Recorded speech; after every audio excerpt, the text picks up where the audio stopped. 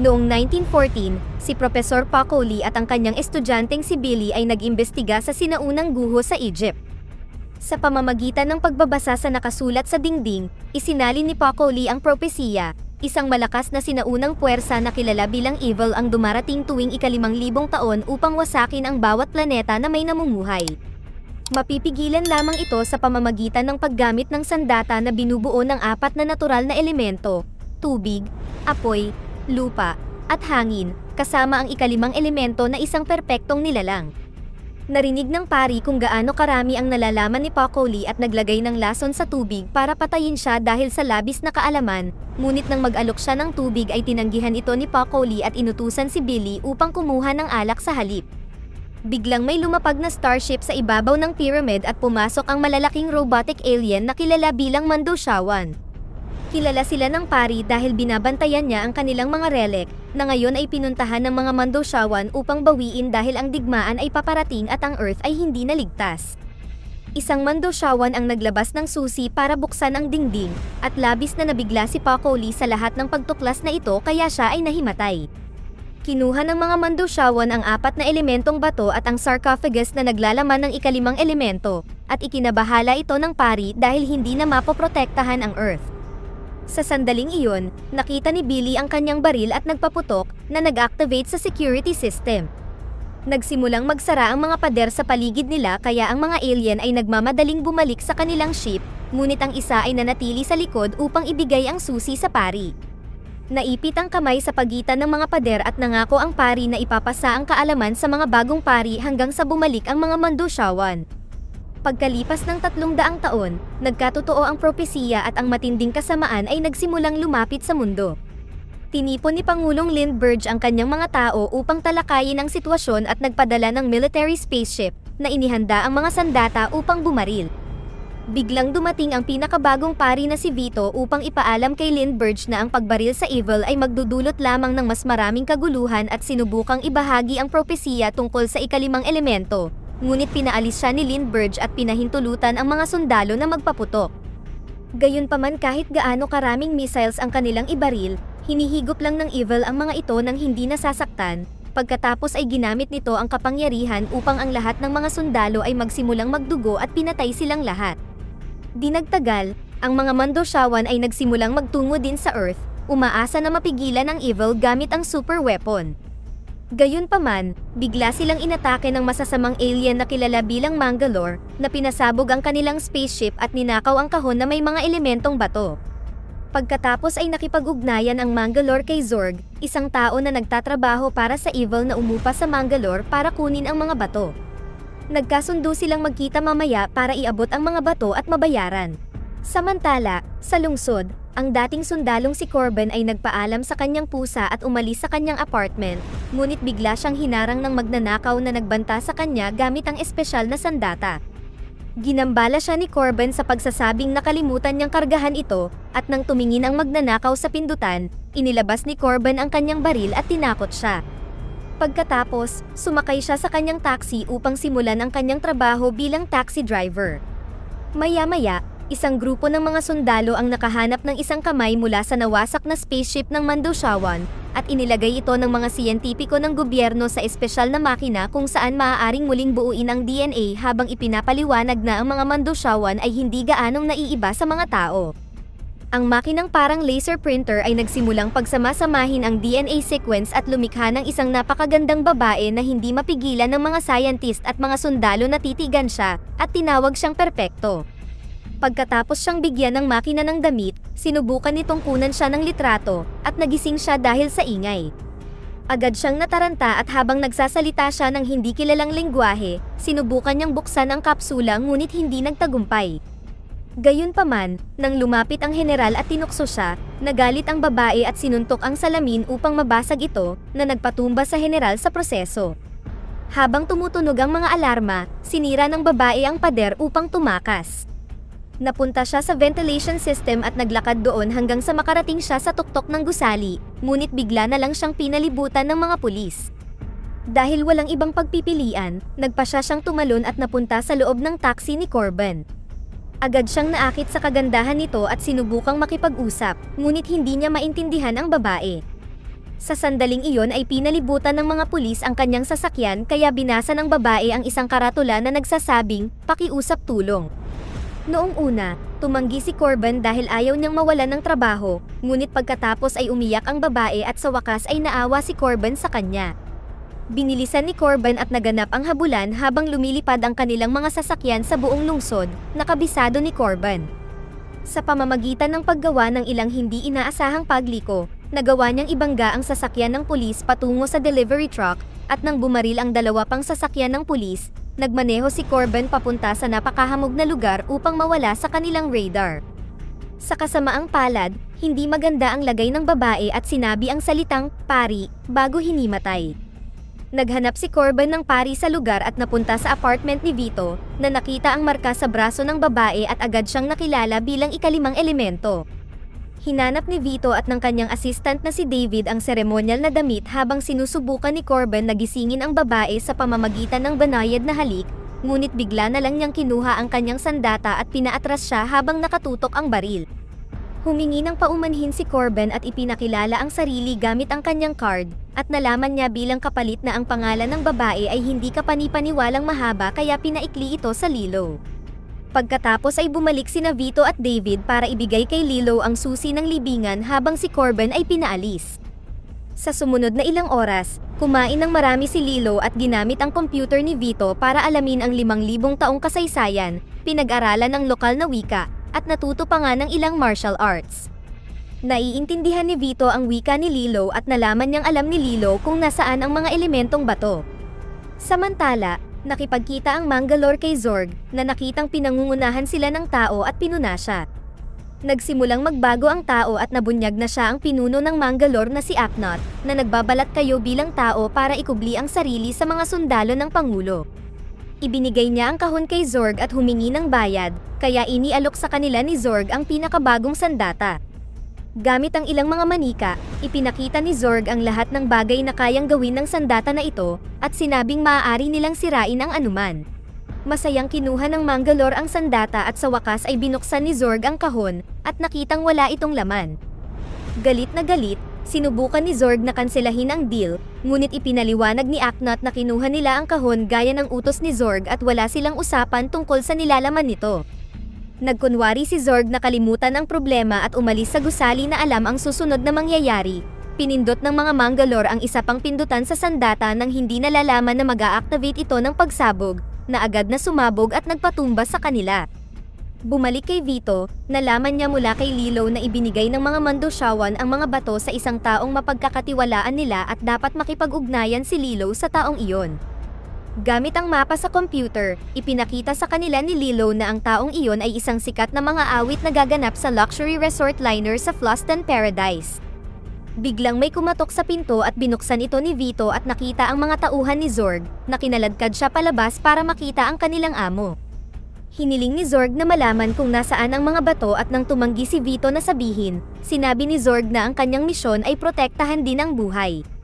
Nagkataon lang na iniisip niya na ang buhay ay hindi may iwasang resulta ng pagkawasak, at ang kaguluhan ang siyang nagpapaunlad sa sangkatauhan. Habang ipinapakita ni Zorg kay Vito ang lahat ng gadgets niya, hindi sinasadyang nabulunan siya sa isang piraso ng cherry, ngunit kahit anong pindutan ang pindutin niya ay walang silbi ang lahat ng gadgets niya sa ganitong sitwasyon. Ginamit ni Vito ang pagkakataon na ipaliwanag na walang silbi ang kapangyarihan kung si Zorg ay maaari pa ring patayin ng isang bagay na napakaliit at hinampas ang kanyang likod upang tulungan siyang alisin ang cherry. Kinilala ni Zorg ang ginawang kabutihan at hinayaan niya si Vito. Pagkatapos, ang isa sa mga tauhan ni Zorg ay gumamit ng insekto upang mag-espiya sa pulong ng Pangulo at nalaman na nasa mga awit ang mga bato.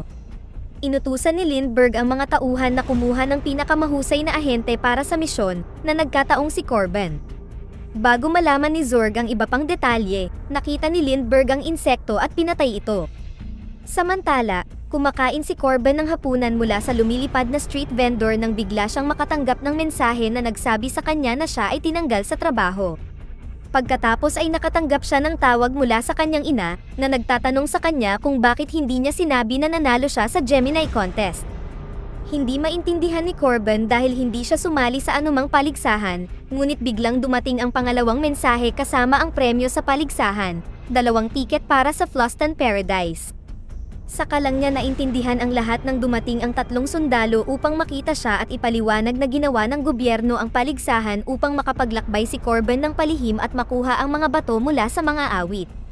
Pakiramdam na minanipula, sinubukan ni Corbin na tanggihan ang alok, ngunit sa sandaling iyon ay nag-ambala siya ng mas maraming bisita, sina Vito at Lilo. Dahil sa takot, itinago ni Corbin ang mga sundalo sa refrigerator bago pinapasok ang iba. Agad na tinutukan ng baril ni Vito si Corbin at sinabing kailangan nila ang mga tiket para makuha ang mga bato. Biglang tumunog ang alarm ng apartment na hudyat ng police control. Itinago ni Corbin si Lilo sa lababo at si Vito sa sariling gawang kama, at pagkatapos ay tumayo siya sa dingding para gawin ng mga pulis ang kanilang trabaho. Nagkunwari siyang hindi siya si Corbin at sinuri ng pulisya ang isa pang apartment, kung saan ininsulto sila ng isang kapitbahay at hindi sinasadyang napagkamalan na siya si Corbin. Agad siyang inaresto ng mga pulis at inilagay siya sa bag, ngunit sa kanilang paglabas, hinarang sila ng mga Mangalore at pinatay ang mga pulis upang nakawin ang body bag. Lumalabas na nakaligtas si Aknot mula sa bomba ni Zorg at gustong maghiganti, kaya nanakawin niya ang mga bato. Nang makaalis na sila, inilabas ni Corbin sina Lilo at Vito mula sa pagtatago, ngunit sa sandaling lumingon siya, pinatumba siya ni Vito at ninakaw ang mga tiket. Nang magising si Corbin, wala na sina Vito at Lilo, kaya binuksan niya ang refrigerator at kinuha ang liham ng misyon mula sa mga nagyelong sundalo, at sinabing pumapayag siyang makipagtulungan. Makalipas ang ilang sandali sa paliparan, gumamit si David ng mga peking pasaporte upang magpanggap siya bilang si Corbin at si Lilo bilang kanyang asawa. Gayunpaman, nang mag-check-in sila, dumating si Corbin at nagpanggap na assistant niya si David para hindi maghinala ang clerk. Pinayagan sina Corbin at Lilo na sumakay sa spacecraft habang si David ay tumakbo pabalik kay Vito, na nagbigay sa kanya ng susi at sinabihan siyang ihanda ang templo habang hinahabol niya si Lilo. Hindi nagtagal, dumating ang dalawang Mangalore na nakabalat kayo bilang tao at sinubukang magpanggap na sina Corbin at Lilo, ngunit nakita ng clerk ang katotohanan sa computer at pinaalis sila. Pagkatapos, dumating din ang tauhan ni Zorg at sinubukang magpanggap na siya si Corbin. Gayunpaman, alam ng clerk na sumakay na ang tunay na Corbin at nag-activate ng hakbang sa seguridad. Agad na tumakas ang lalaki at gumamit ng payphone para tawagan si Zorg, na nadismaya sa pagkabigo na ito at pinasabog ang payphone para patayin ang lalaki. Nangyari ang pagsabog kasabay ng pag-alis ng ship, na nagpahintulot kay Vito na makalusot ng hindi napapansin. Sa loob ng ship, pumunta si Lilo sa kanilang pod ngunit si Corbin ay isinama ng flight attendant na nagdala sa kanya upang makita si Ruby, isang sikat na host. Nais ni Ruby na ang nanalo sa paligsahan ay maging bahagi ng kanyang palabas at ipakita si Corbin sa paligid habang bumabati sa kanyang mga tagahanga. Gayunpaman, sinagot ni Corbin ang kanyang mga tanong ng isa o dalawang salita lamang. Nainis si Ruby at pinagalitan siya dahil sa hindi pakikipagtulungan, kaya't itinulak siya ni Corbin sa pader at binantaan na tigilan siya. Pagkatapos, sinamahan ni Corbin si Lilo sa kanilang pod, at nadiskubre niyang sa wakas ay nakakapagsalita na siya ng kaunting English, ngunit hindi na sila masyadong nakapag-usap dahil pinatulog sila ng flight attendant para sa buong biyahe. Samantala, si Zorg ay nakatanggap ng tawag mula sa Evil, na nagpaalala sa kanya na kunin ang mga bato sa lalong madaling panahon o harapin ang kahihinatnan. Sa boses lang nito, nagawa ng Evil na paduguin ang ulo ni Zorg bilang babala.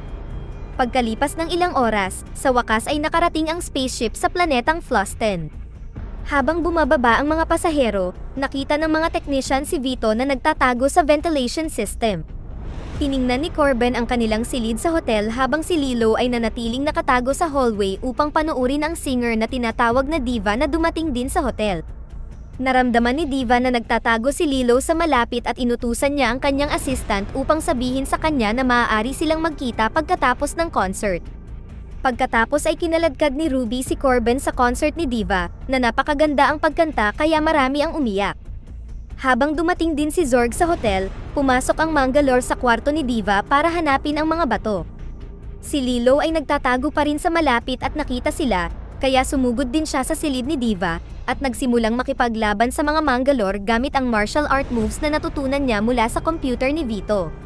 Isa-isang pinatumba ni Lilo ang lahat ng alien, na nagpapatunay na ang kanyang katawan ay tunay na perpekto salamat sa pagiging ikalimang elemento. Pagkatapos ay kinuha niya ang kahon na nanakawin sana ng mga alien, ngunit nang subukan niyang umalis ay nakita niyang nakaharang si Zorg sa daan. Sa takot sa kanyang high-tech na baril, ibinato ni Lilo ang kahon sa kanya at pagkatapos ay tumalon upang magtago sa lagusan. Nagpaputok si Zorg sa vent at narinig niya si Lilo na nasaktan. Sa pag-aakalang malapit na siyang mamatay, umalis si Zorg pagkatapos mag-set up ng bomba na sasabog sa loob ng 20 minuto. Sa kasamaang palad, mas maraming Mangalore sa paligid ng hotel ang nagsimulang mang-hostage at nakagambala sa concert ng barilin nila si Diva. Habang tumatakbo ang lahat sa takot, nahulog si Diva sa entablado at nagmadali si Corbin upang tulungan siya, dinala siya upang magtago sa likod ng mga upuan. Sa kanyang huling hininga, hiniling ni Diva kay Corbin na iligtas ang sangkatauhan at sinabi sa kanya na ang mga bato ay nakatago sa loob niya. Sa ibang lugar, binuksan ni Zorg ang kahon at nakitang walang laman ito, kaya kinailangan niyang bumalik sa hotel. Biglang sinubukan ng Mangalore na salakayin si Corbin, ngunit mabilis niyang itinumba ito at sinabihan si Ruby na panatilihing nakatutok ang baril sa alien. Pagkatapos ay pinasok ni Corbin ang kamay sa loob ni Diva sa pamamagitan ng tama ng bala at sinimulang ilabas ang mga bato, na ibinalot niya sa kanyang jacket at ibinigay kay Ruby, at inutusan siyang protektahan ang mga ito kahit kapalit pa ang kanyang buhay. Di nagtagal, mas maraming Mangalore ang pumasok sa teatro, ngunit ginamit ni Corbin ang baril upang lumaban habang si Ruby ay tumakas sa isa sa mga balcony.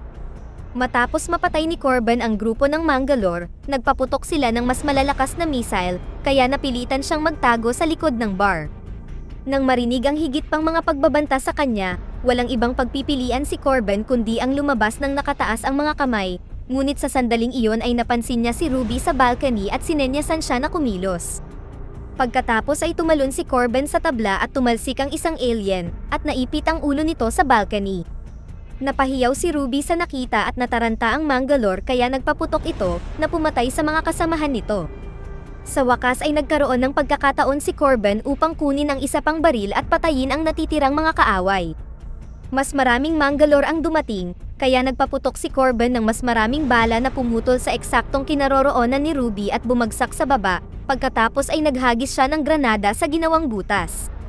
Nagtago sina Ruby at Corbin sa ilalim ng mesa habang pinapatay ng pagsabog ang lahat ng paparating na alien. Nang wala nang nakikitang panganib, nagtungo sina Corbin at Ruby sa control room at nakahanap ng higit pang Mangalore na hawak ang maraming tao bilang hostage, kabilang si Vito. Isa pang laban ang naganap at malinaw na nananalo ang mga tao, kaya humiling si Aknot ng isang tao na pumunta para makipag-ayos sa kanya. Nagboluntaryo si Corbin at agad na binaril si Aknot sa ulo sa sandaling nakita niya ito. Pagkatapos, tiningnan ni Corbin ang security footage at nakita ang kamay ni Lilo na nakabitin sa lagusan, kaya nagmadali siyang iligtas siya. Sinundan siya ni Vito at Ruby at natuklasan ang bomba, kaya hindi nagtagal ay tumunog ang mga alarma at inilikas ang mga bisita. Ang koponan ni Corbin ay pumunta sa pantalan sa parehong oras na bumalik si Zorg, ngunit nalampasan nila ang isa't isa ng ilang segundo lamang.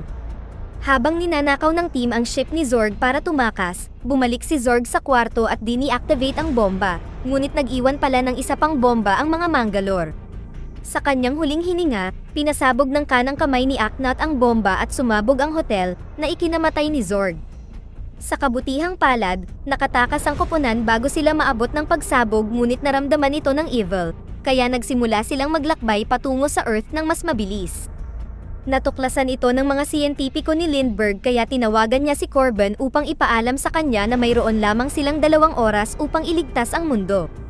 Habang nasa biyahe, nagising si Lilo at nagpatuloy sa pag-aaral ng kasaysayan ng tao, para lang malaman ang tungkol sa lahat ng digmaan at kung paano kumilos ng marahas ang mga tao. Nang maglaon, ang grupo ay nakarating sa Egypt, kung saan sila ay dinala ni David sa templo. May pinsala pa rin si Lilo at hinimatay muli dahil sa kanyang mga sugat bago niya maipaliwanag kung ano ang gagawin. Napagtanto ng mga lalaki na ang mga simbolo sa mga bato ay tumutugma sa mga haligi, kaya inilagay nila ang bawat bato sa tamang lugar ngunit walang nangyari. Pagkatapos ay hindi sinasadyang napabuntong hininga si David sa bato na may simbolo ng hangin at na-activate ito, ibig sabihin, ang bawat bato ay nangangailangan ng elemento nito. Naglagay sila ng pawis sa bato ng tubig, naghagis ng alikabok sa bato ng lupa, at sa wakas ay nagsindi ng posporo sa bato ng apoy.